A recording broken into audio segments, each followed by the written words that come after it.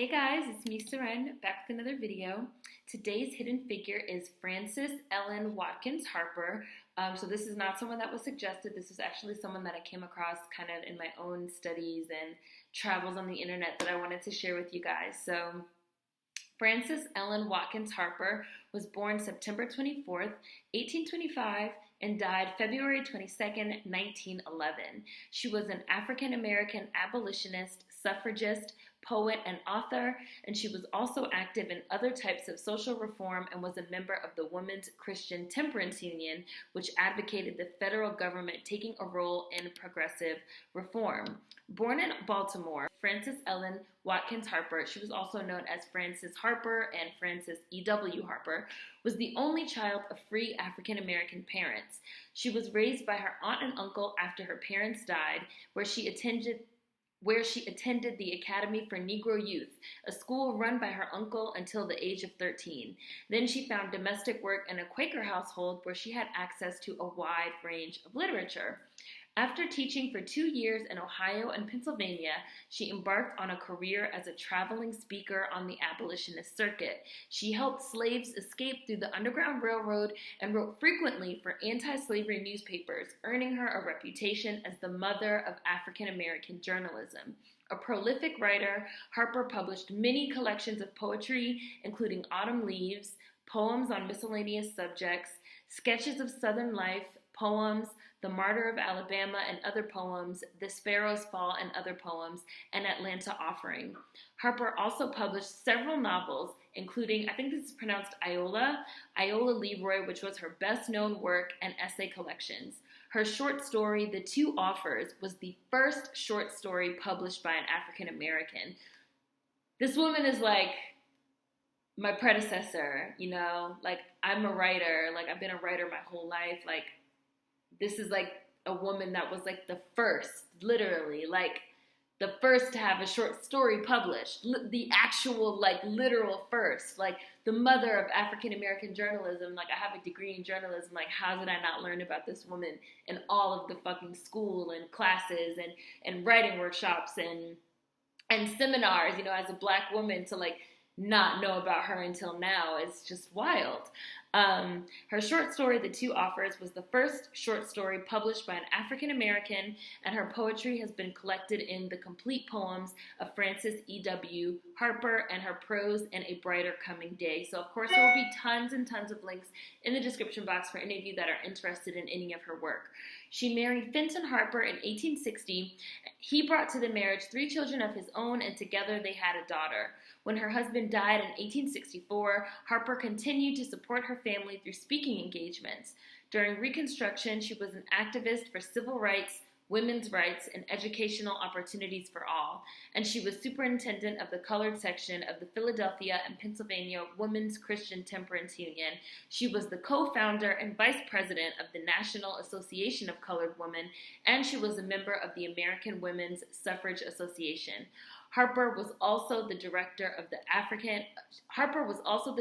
the American Association of Colored Youth. She had a long and prolific career, publishing her first book of poetry at the age of 20 and her widely praised novel, Iola Leroy, at the age of 67. And for anyone wondering, Iola Leroy, or Shadows Uplifted, is an 1892 novel, published in 1892, right? She became, you know, a published African-American woman author, one of the first, and the first to have a short story published. Iola Leroy, or Shadows Uplifted, an 1892 novel by Frances Harper, is one of the first novels published by an African-American woman. While following what has been termed the sentimental conventions of late 19th century writing about women, it also deals with serious social issues of education for women, passing, miscegenation, abolition, Reconstruction, and social responsibility, right? So, like, the Toni Morrisons, the Maya Angelou's, like, they're like the daughters of this woman. We are like the daughters of this woman, Frances Harper, right? The successors of Frances Harper.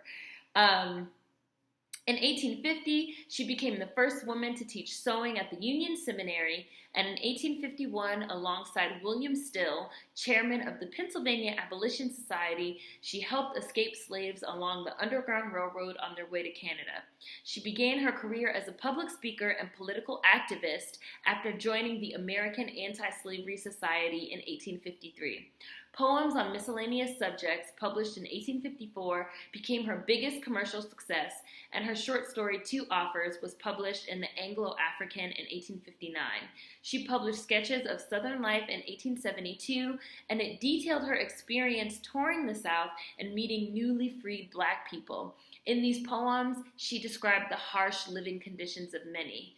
After the Civil War, she continued to fight for the rights of women, African Americans, and many other social causes. Harper helped or held high office in several national progressive organizations. In 1894, she helped found the National Association of Colored Women and served as its vice president.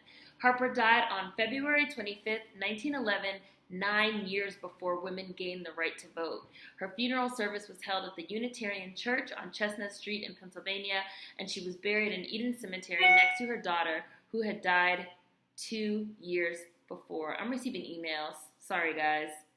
Sorry about the ding, ding, ding. I'm receiving emails. Frances Watkins had her first volume of verse, Forest Leaves, published in 1845 when she was 20. Her second book, Poems on Miscellaneous Subjects, 1854, was extremely popular, and over the next few years it was reprinted numerous times. In 1859, her story, The Two Offers, was published in Anglo-African Magazine, making her the first Black woman to publish a short story. She continued to publish poetry and short stories over the course of her life.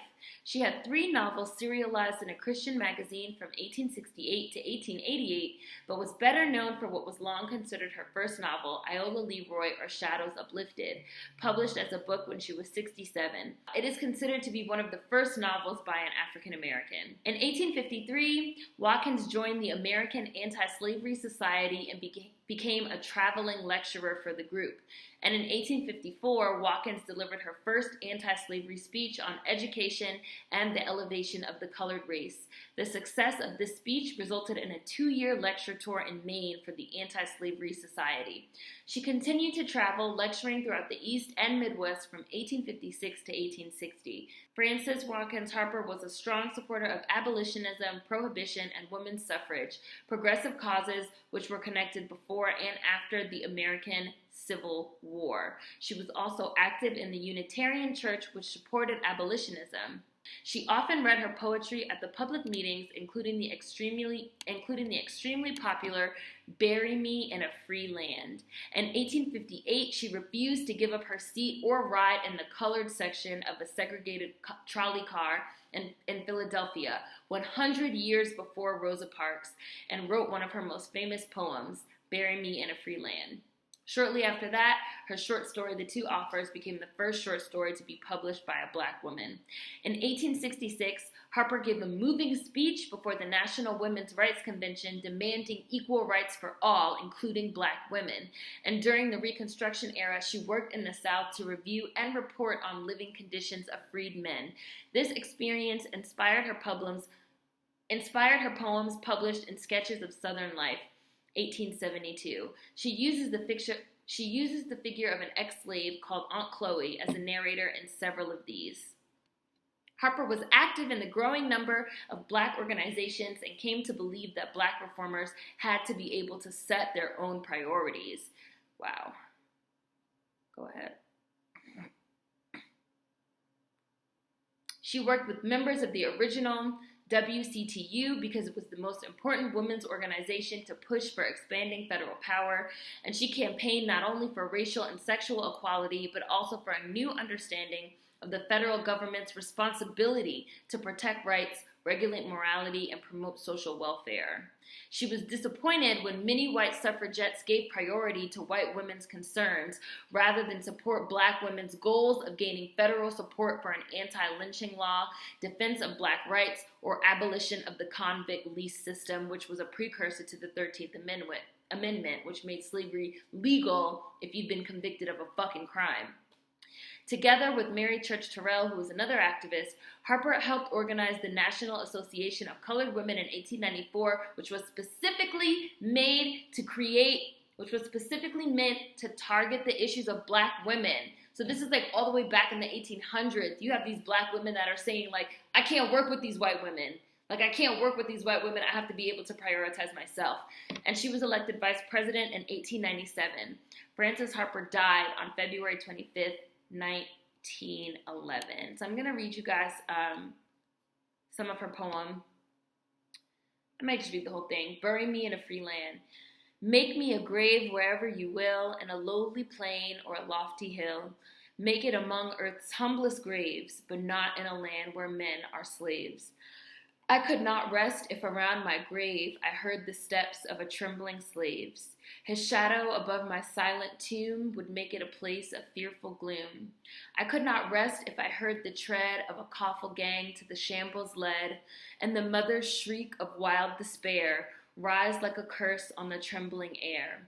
I could not sleep if I saw the lash drinking her blood at each fearful gash, and I saw her babes torn from her breast like trembling doves from their parent nest. I'd shudder and start if I heard the bay of bloodhounds seizing their human prey, and I heard the captive plead in vain as they bound afresh his galling chain. If I saw young girls from their mother's arms, bartered and sold for their youthful charms, my eye would flash with a mournful flame, my death-pale cheek grow red with shame. I would sleep, dear friends, where bloated might can rob no man of his dearest right. My rest shall be calm in any grave, where none can call his brother a slave. I ask no monument, proud and high, to arrest the gaze of the passers-by. All that my yearning spirit craves is bury me not in a land of slaves. Bury me in a free land. And I wanted to read you guys one more quote. A government which can protect and defend its citizens from wrong and outrage and does not is vicious. A government which would do it and cannot is weak. And where human life is insecure through either weakness or viciousness in the administration of law, there must be a lack of justice. And where this is wanting, nothing can make up the deficiency. Slavery is dead, but the spirit which animated it still lives. Frances Harper, A Hidden Figure. See you guys tomorrow.